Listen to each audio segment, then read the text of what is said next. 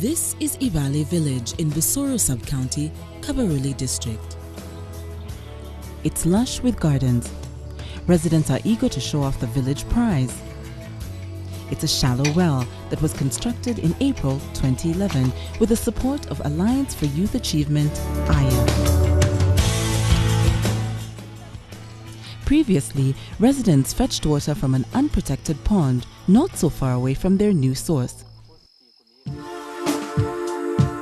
They're so keen on keeping their source clean and functional. This morning, they're clearing the bush around the well. And when we are called to come or reminded to come, we really come. In a week, 2 weeks, you find.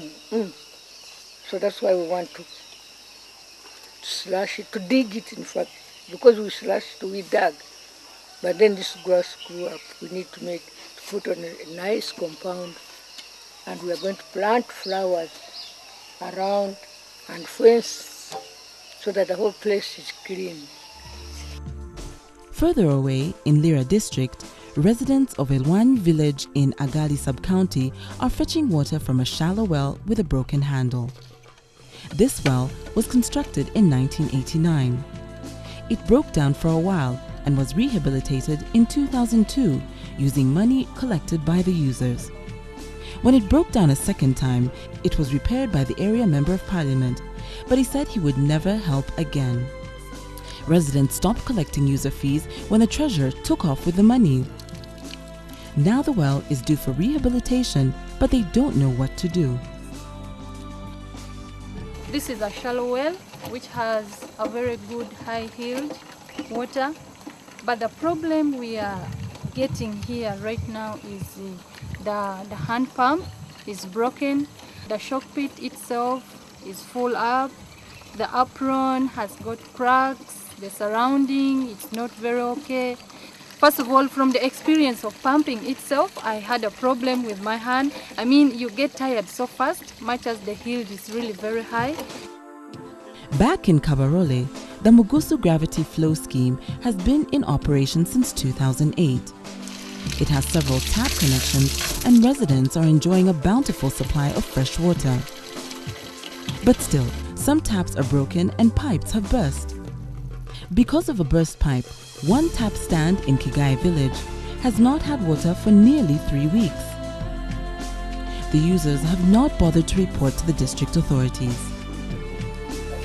I was here 1 month ago and with the contractor who did this work, and the tap stand was functional. I've received reports from the community today that a pipe burst, the service pipe leading to this tap burst 3 weeks ago, and for the last 3 weeks they've not had water. At the district water office, we have not received any report in the last 3 weeks of a pipe burst on this system. The 50 households that were benefiting from this water are now fetching water from unprotected sources located in valleys near their homes. Mugusu, Elwany, and Ivale are typical situations where water services have been brought close to the people. It must be noted that all stakeholders involved in water service delivery have key roles to play. This includes water users, village-level leaders, sub-county and district-level authorities, as well as political leaders and non-government actors. And this is the essence of the decentralized system of governance. Since Uganda embraced the decentralized system of government in 1997, there have been efforts to ensure that as much as possible, the agenda for public service provision is driven by local governments, specifically at district, municipal, and sub-county levels. Enacted by the Local Government Act of 1997, the decentralization policy inherently devolved to local governments, the powers and responsibilities in such areas as finance, legislation, politics, planning, and personnel matters. Planning is right from the grassroots. We call it bottom-up planning. But of course, as we plan, there are the technical people who are guiding the planning. Of course, government has priorities, and then we lane along those priorities, giving our communities, right from the village level up to LC2. From LC2, it goes to LC3s, then others are sent to the district. And as I told you, in between there's some technical staff. These are the people who guide and put the technical language up to council. Improved service provision has been hailed as the key motivation behind the decentralization system of governance. In respect to water services, the Local Government Act stipulates that provision of water and maintenance of facilities is a role of local governments in liaison with the Ministry of Water and Environment. The Act empowers the different levels of government to plan and implement development interventions according to identified local priorities. Decentralization in the water sector is reflected through such structures as the Technical Support Units, District Water Officers, the District Water and Sanitation Coordination Committees, the District Water and Sanitation Conditional Grant, Water and Sanitation Committees, Water Supply and Sanitation Boards, Water and Sanitation Development Facilities, and umbrella organizations. While the decentralization policy provision and the structures are clear, it's important to examine the actual implementation of services within the framework. It is crucial to examine the involvement of local governments, communities, and non-government district-level actors in the provision of rural water services. How are the different WASH stakeholders playing their roles in the decentralization system of governance? Is the decentralization system the gateway to the provision of sustainable rural water services? As the technical support unit, we go to a district or you go to a borehole, people come in, they want to find out what is happening. What is it? Is there anything? What have you brought? They even come up with their problems. We have A, B, C, D. So such things really, it has really brought a lot of involvement in delivering of services, involving the technical people and involving. For example, even in the district, they are able now to come up with the 3-year development work plan. Those days, they could look at the district ministry to come up with and bring it to them. But now it is from down, they are able to come up with the work plan and discuss the work plan and submit. They are able to implement like procurement. Who knew about procurement? Yeah? That is the part of capacity building. On their part, district local governments are responsible for the provision of water and the many activities that fall in that ambit. Non-government organizations supplement the central and local government efforts and ensure that concerns of the rural poor are catered for, in addition to providing financial and planning support to communities and local governments. Water users, on the other hand, are expected to operate and maintain their water facilities.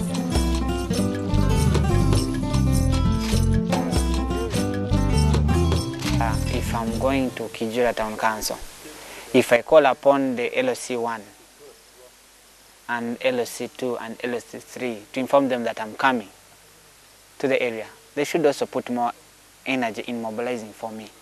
Because this is, actually we should be doing it as one unit, not as an NGO that has money. So the only problem is people think if you come to put their, say, water point, then you have excess money. Then you have, you have your money. You can't do it on your own. And yet we need their support in monitoring, in mobilization. As they go about their roles, many actors acknowledge that the decentralization system has indeed empowered them and provided them with great opportunities to improve service delivery. Such empowerment is especially reflected in the participation of community-level actors in assessing their needs and planning for appropriate interventions.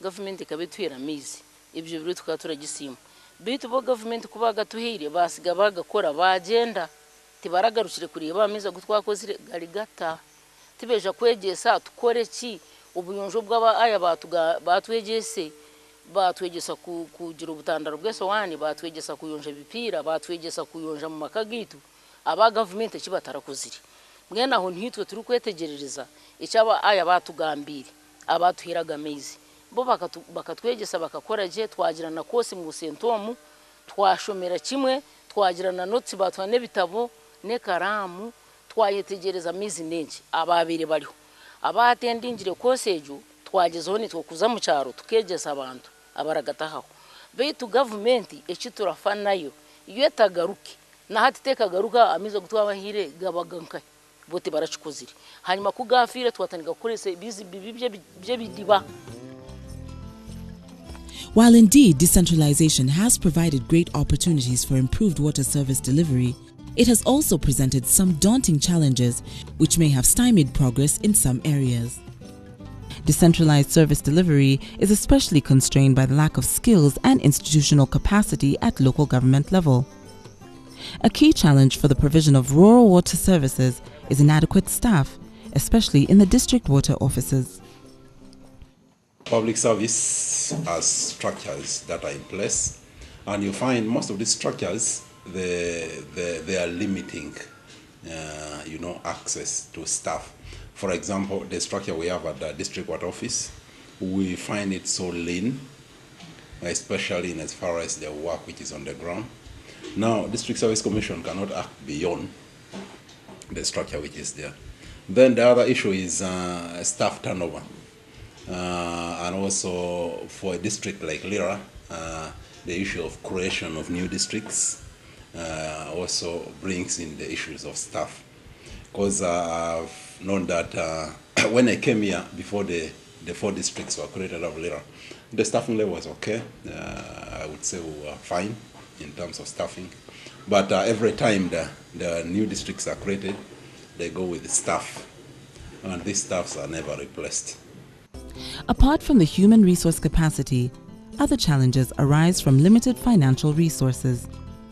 District local governments are unable to generate adequate revenue to finance all water-related activities.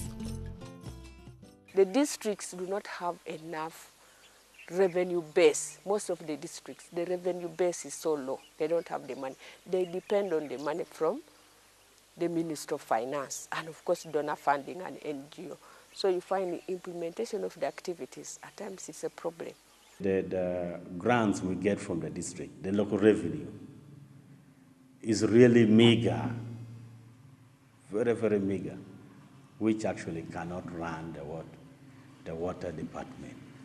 And like in this financial year, 2011-2012, in the district of Lira, out of local revenue, the works department is getting like 2% of the total local revenue.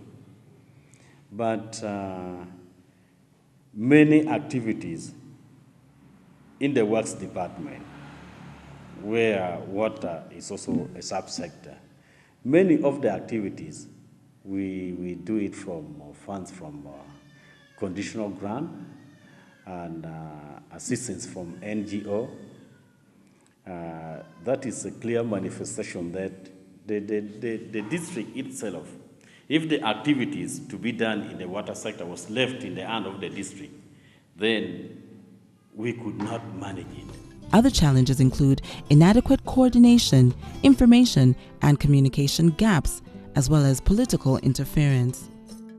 There is always that tendency of the interference being political whatsoever.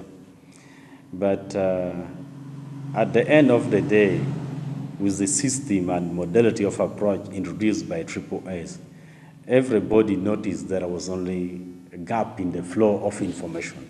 You know, once there is a gap in the flow of information, even what somebody would have received from a positive perspective, once it is put to him in a manner which is not good, and he feel like getting to the genesis of the whole thing, that is what caused this so-called political interference. One of the challenges is that sometimes we have not followed the equity in provision. They say that if the communities demand for water, then we are supposed to give them. Some for all and all for some, that kind of thing. But there's political, I wouldn't like to call it political interference, but involvement. Sometimes we have data collected, we know the water stressed areas, we know those who are lacking, those who have a lot, but now the politicians have made our work very hard to ensure that this equity is achieved, because everyone comes and he wants to take water to his place. So if you drew a map, like for example in Kabarore, you'll find the areas of Bukuku with a lot of water points. That is a challenge. Allocation, it makes our work difficult in terms of decentralization to meeting requirements for the people, the facilities, especially the water facilities. Perhaps the most daunting challenge is the lack of appreciation and ownership of water sources by the users.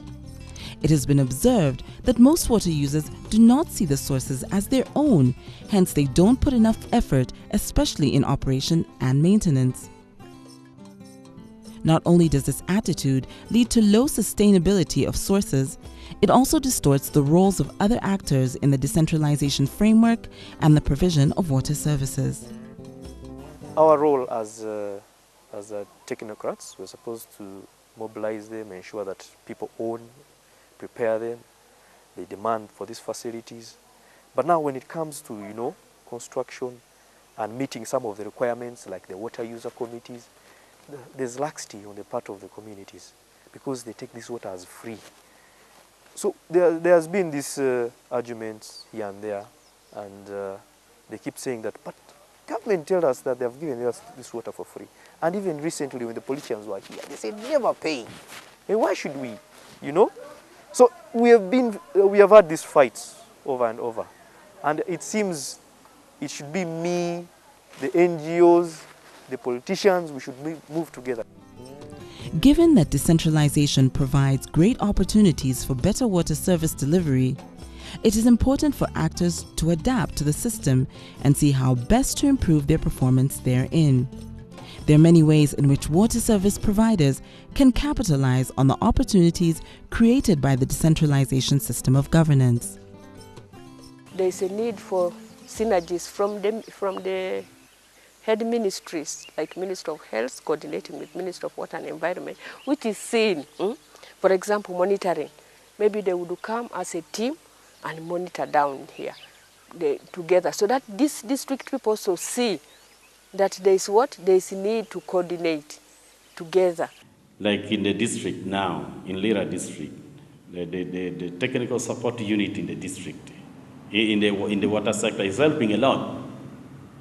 And those ones are not, the staffs of the technical support unit are not under decentralization, and they are doing well. So to me, it would also be my prayer that the central government, for purposes of service delivery, takes the responsibility of the district water office. To make the most of the decentralization framework, actors each have to play their roles effectively. But the outstanding question is, how do you strengthen those roles, and how do you ensure that all actors take on their roles?